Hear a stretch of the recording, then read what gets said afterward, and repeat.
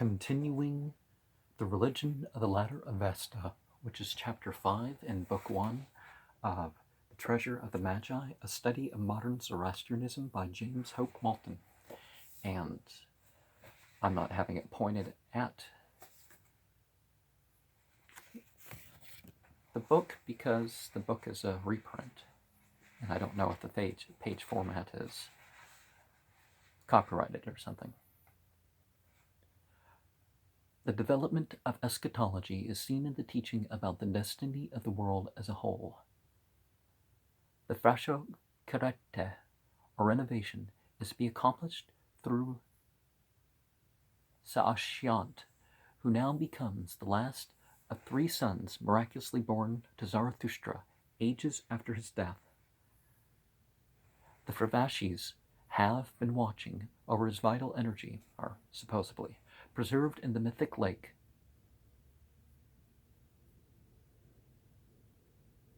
Vaurukasha,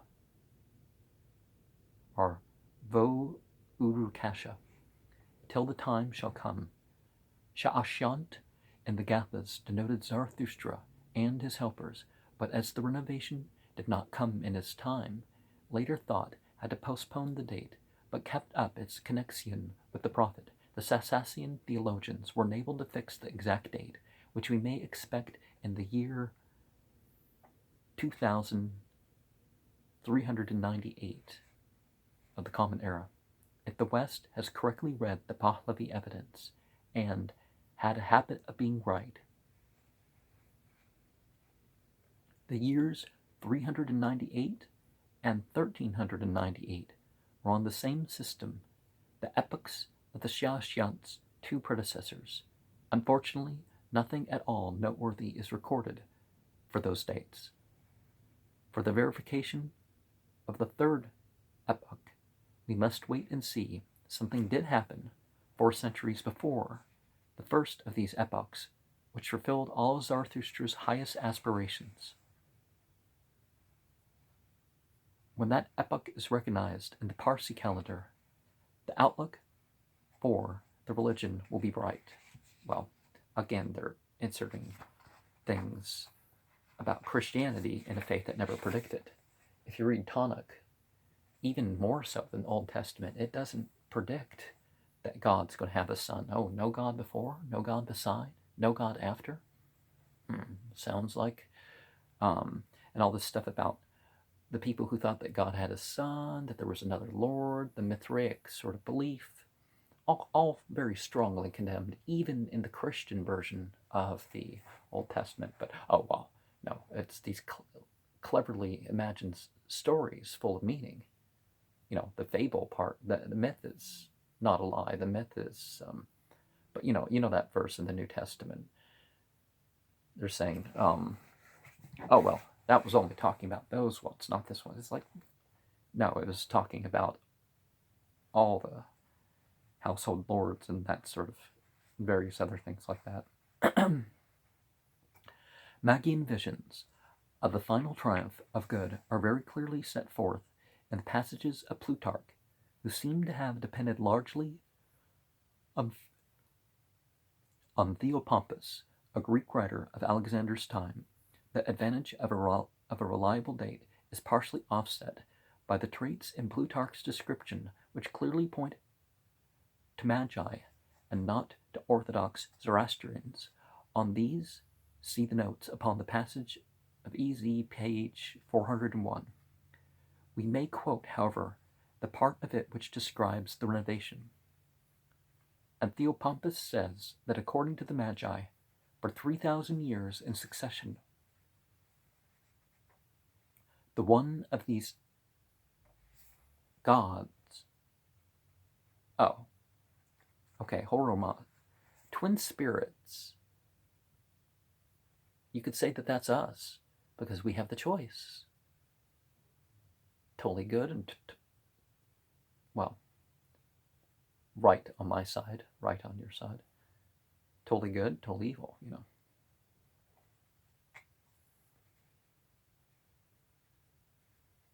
Horomazes and Armanios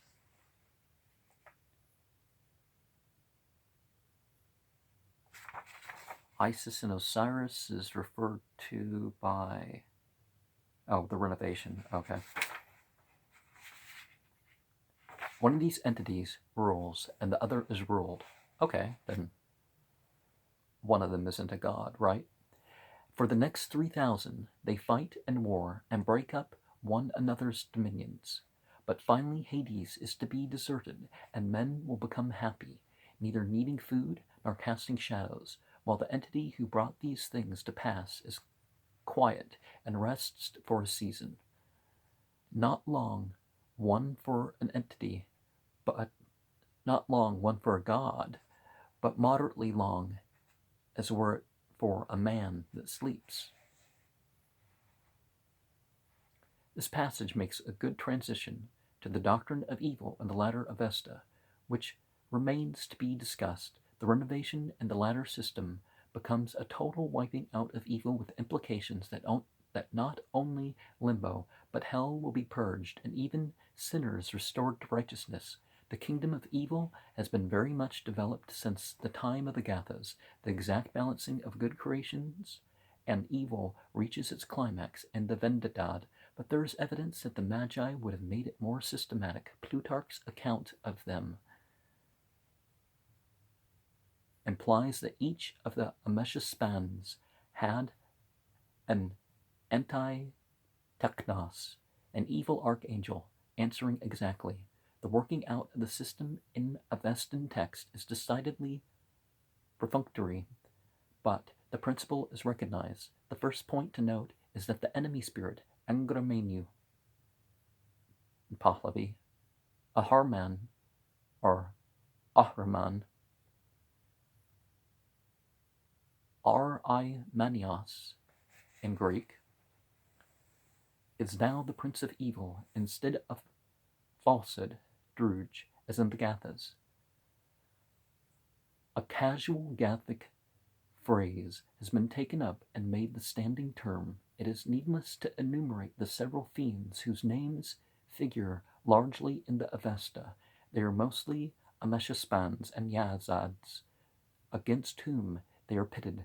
The balancing principle comes out in such text as the first Vargod of the Vendidad, where Angramenu successfully countercreates evil to spoil the fair lands made by Haramasta. Another curious example is the setting apart of a whole series of terms used for creatures of the evil creation. They have pates and shanks, as we might render, answering to the heads and legs of Mazda's creatures. A demonic being screams or shambles, where good beings speak or run.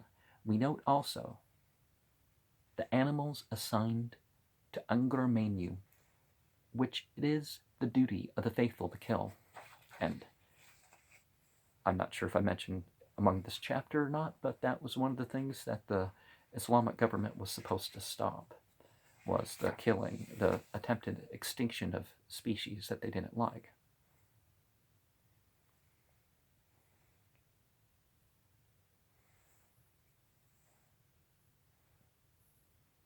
This, I mean, you can deal with a mouse or a rat or a snake or something that makes its way into your home, but you don't wander the countryside killing them just to kill them.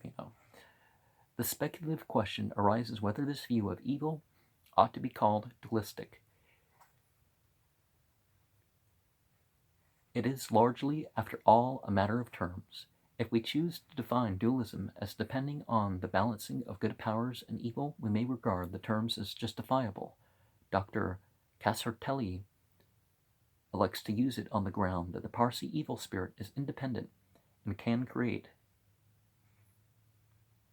Against this, there is the important consideration that the outlook is optimistic. The terms might be used with some appropriateness of the present situation, in that God is believed to be limited by the opposition of evil powers, who are destined to be overthrown at the end. A theoretic difference between the Parsi and Christian doctrine would be that in the former he cannot kill Debel until the time. In the latter he will not, but determines to destroy evil. not by force, but by love. It must, however, be noted against this definition of Parsi doctrine that in practice the friendlier spirit of the latter Avesta was an intellectual angel of darkness. Of the Magi as responsible for the theology of the later Avesta, we see no reason to withdraw an estimate formed from the present-day outcome of their teaching had been observed in India. Now, the mention of hate in the Bible is far, far more stronger than the mention of love. And the, well, I could forgive them, I could give them a chance, but I'd rather have my son killed. Are you really quoting John 3:16 as some sort of, oh, this is so much more just than other ideas of God loving humanity, and or but that's not, it's a messed up idea of love. But things are so bad right now because people think that, oh, well, Satan's defeated. Okay, well, Satan's defeated. How? It's just a claim. So-called religious-based violence since Christianity's done more than all faiths combined. The oppressions and the murders and stuff, more than all faiths combined. And if you look at secular Christians, again, more than everybody else combined. But it may not be done according to their faith, but they feel, justified in disobeying Jesus and fighting for their countries, no matter what agendas their countries have. The interpreters of Zarathustra busied themselves with explaining the world where they should have tried to save it. They spent in dreams about its future blessedness the energy that might have produced a diagnosis of the deepest needs and some contribution towards their satisfaction. The result was a shallow optimism from which real understanding of Zarathustra might himself have saved them. The very devil against whom they fought was a poor sort of demon after all, contending with plenty of noise, but with no sort of success.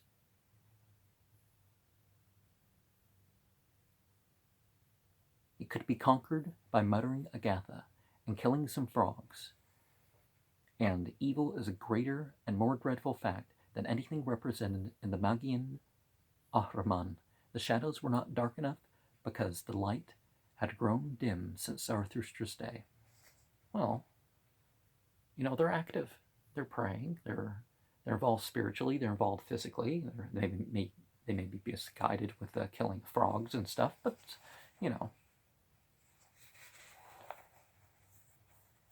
the solvent which has so seriously weakened the conception of Ahriman is, of course, the growth of ceremonial.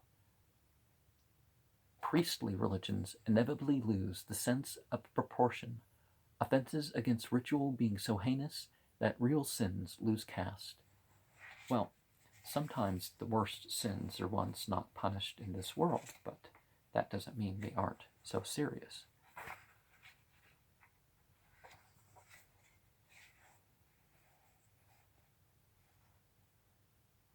But let's not fall for priestcraft. The Venditad is the very acme of absurdity in this respect. Let us take it first, at its best, the interesting first for God, in which the countries made by Ahura Mazda are enumerated, and then the counter-creations by which Engramenu spoiled each of them in turn. We will just set down these counter-creations as they came, omitting some doubtful ones. The serpent, winter, locusts, unbelief, weeping and wailing, the sorceress Knanthati, said to be idolatry, evil inhabitants, unnatural vice, without atonement, burying dead, no atonement, witchcraft, excessive unbelief, cooking of dead matter, no atonement for that, untimely issues, and non-Aryan rulers, untimely heat, winter, and Ozion, rulers. And, okay, that's in the first Vendidad. And one of the things that we see there, the demiurge has tricked people into thinking that he is a creator.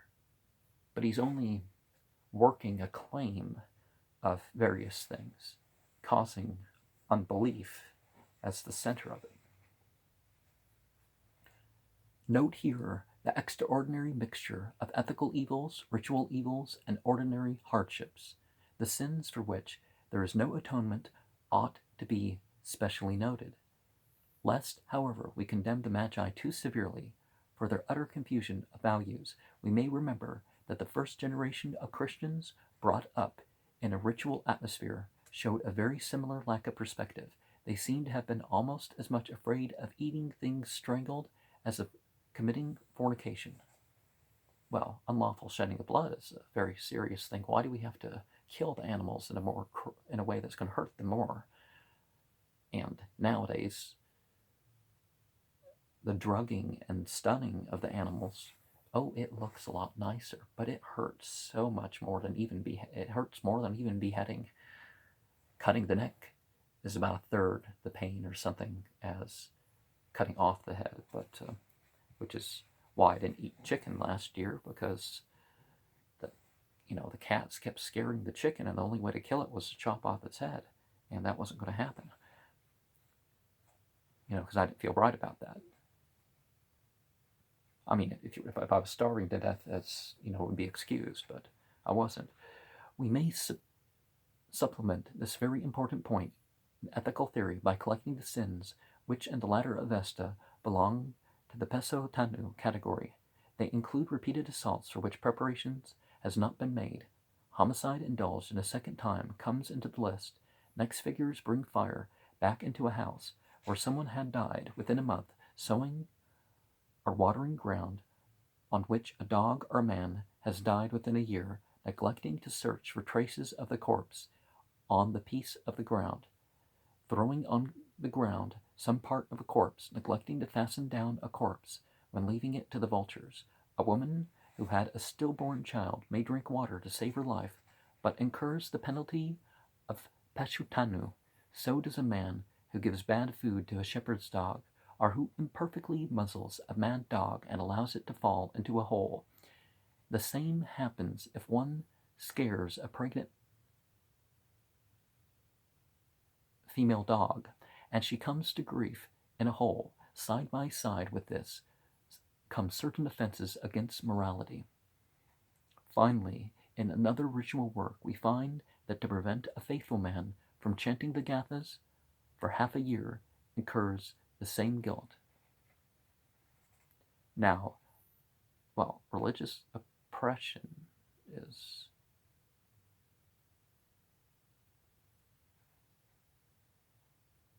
a very serious thing, of course. And I would say fight for your life to defend religious freedom.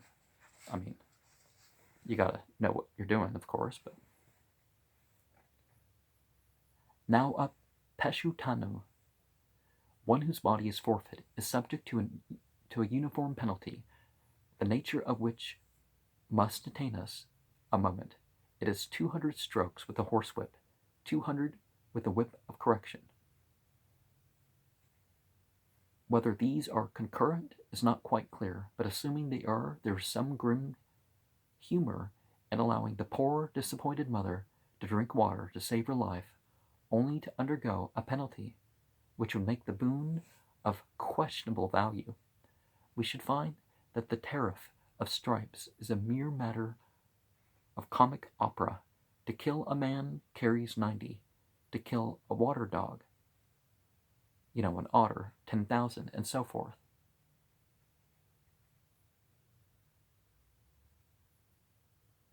The conviction soon suggests itself that all this priestly pomposity is not meant to be taken seriously.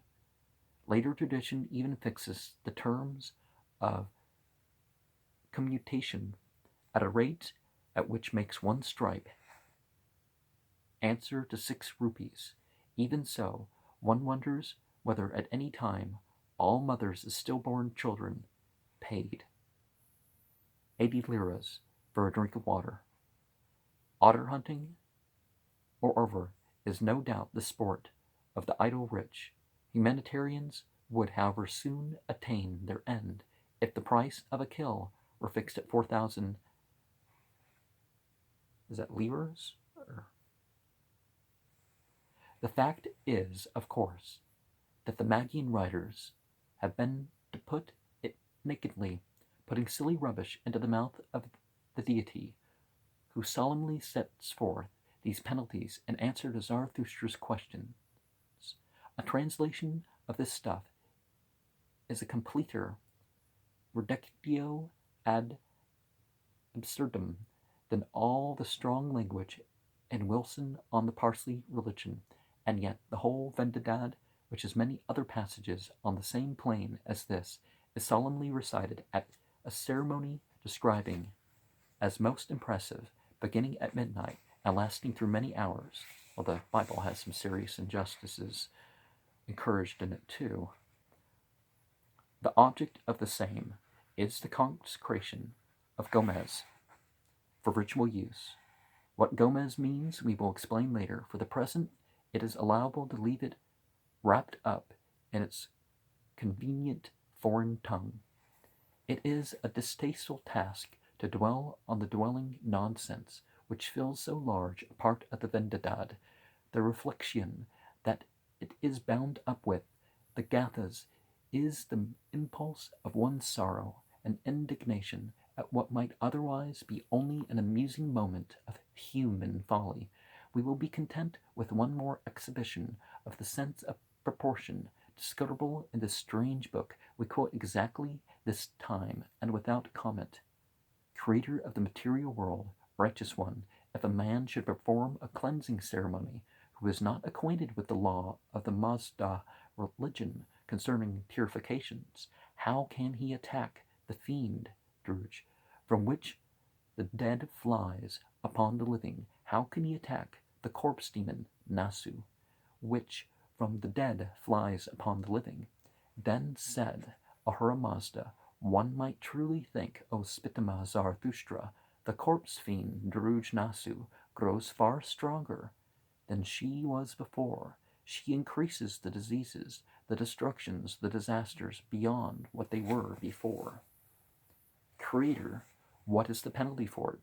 Then said Ahura Mazda, the worshippers of Mazda shall put him in fetters. First they shall fetter his hands, his clothes shall they strip off, his head shall they cut off, as far down as the hair goes. They shall give over his corpse to the greediest of the corpse-eating creatures, made by Spentamanu, the vultures, saying, the man renounces all his evil thoughts, words, and deeds. This man renounces all his evil thoughts, words, and deeds. And if he has committed other ill deeds, the penalty therefore is settled. If he has committed no other ill deed, the settlement is forever and ever. Vendidad 9:47 through 49. And modestly covering the dead body is important, but you see where the vulture thing came from. It was a disgrace upon them, just like the stripping naked. But yeah, the stripping naked of a corpse is, there are penalties that involve people being seen immodest or inappropriate. Prisoners should be allowed to change in private alone,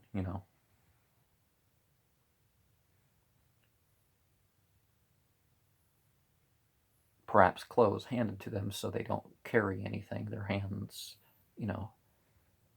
preventing anything from being held onto them, that sort of thing, but, contraband, but, and generally the modesty and the, it shouldn't preemptively be exposed. That's a human rights violation. A more pleasing subject is the general ethics of the Avestan system.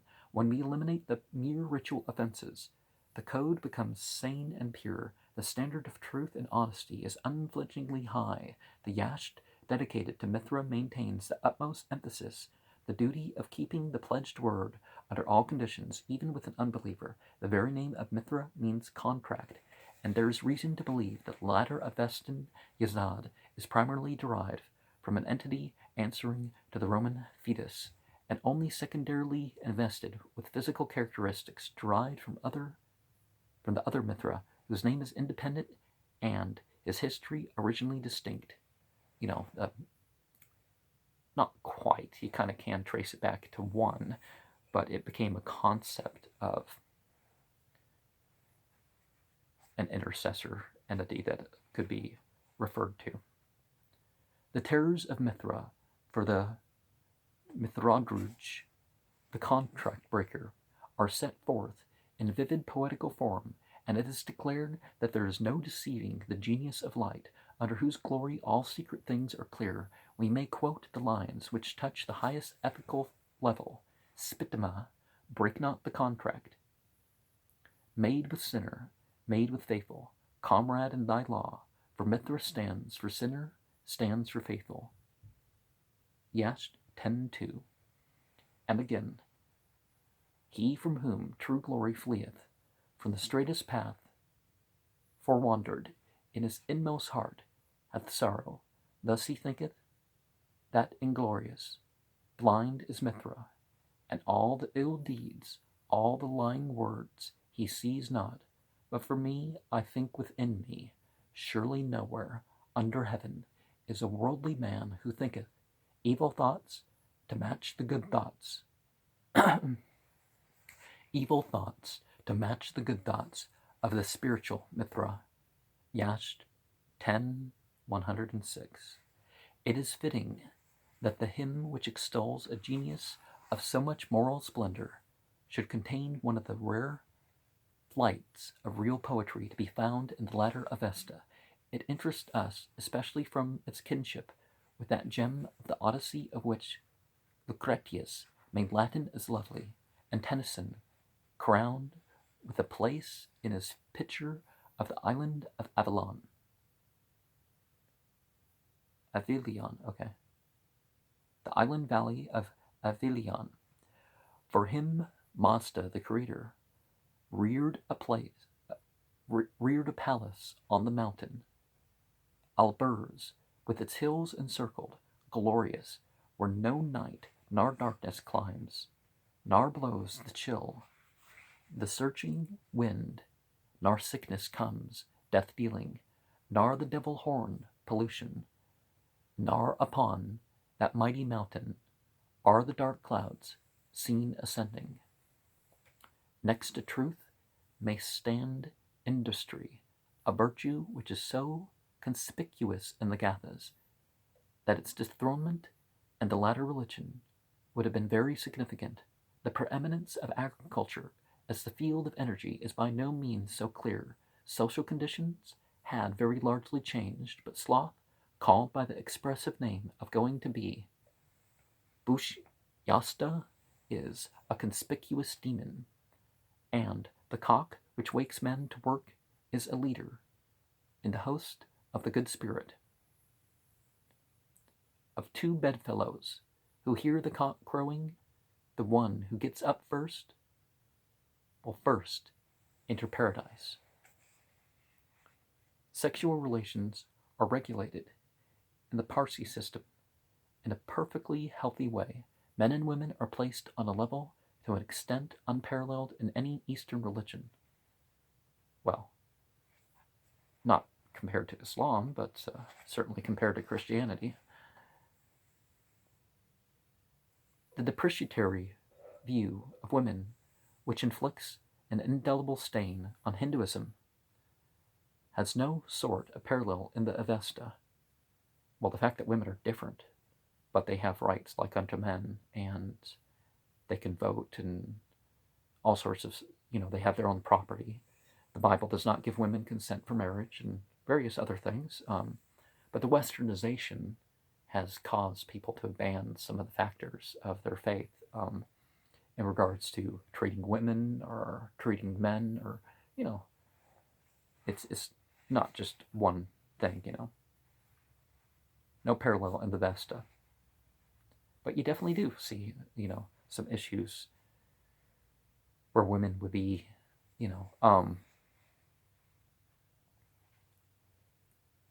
well, the original scriptures, these were all priestly editions, right? A natural consequence is the view is that vice is condemned all around with a thoroughness that leaves nothing to be desired. Okay, well, if women are more likely to be caught because the men, you know, move around and run away, that doesn't mean that there's prejudice against the women in those who are caught for certain things, right? It is strange that by the side of this we should have the notorious instance of the Magi upon the religious value of the next of kin marriage. The horrified Greeks were constantly alluding to their practice of mating with sister and even mother. Well, they're both sort of equally bad, aren't they? Well, yeah, they're both messed up.